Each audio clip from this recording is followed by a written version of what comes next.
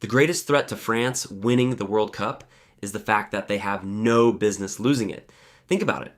When you look at the sheer overwhelming depth available to Didier Deschamps, it almost feels unfair.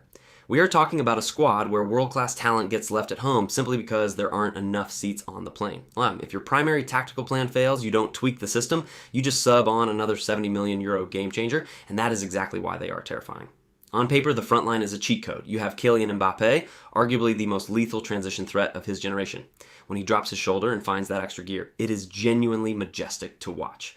Then you flank him with Ousmane Dembélé's pure, unpredictable chaos and the sublime technical elegance of Michael Olise. It is an attack designed to tear defensive structures apart before they can even organize, but it's not just the glamour of the individuals. This group possesses something far more dangerous. A cold, calculated tournament pedigree. They know exactly how to suffer.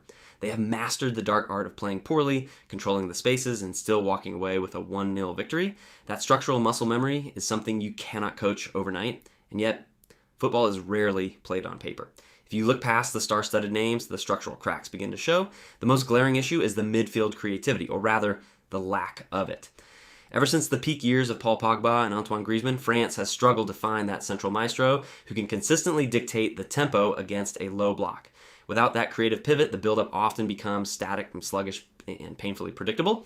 This creates a dangerous systemic loop. When the system stalls, everything defaults to a single instruction. Give the ball to Mbappe and hope for a miracle. Now, leaning on the best player in the world isn't a bad strategy, but in a World Cup knockout match against an elite disciplined low block, it borders on tactical laziness. Then we have the tactical identity itself. Didier Deschamps is a serial winner. You have to respect his record, but his pragmatism can be deeply frustrating to watch. He treats a squad of Ferrari-level talent like a reliable mid-sized diesel engine.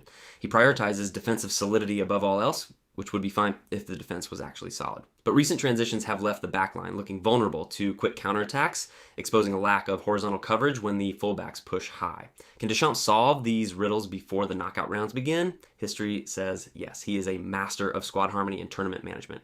But managing the egos of a dressing room containing so many alpha superstars is a delicate chemistry experiment, and one bad reaction can ruin the entire tournament. So, what is the final verdict? France will absolutely breeze through the group stage on pure talent alone.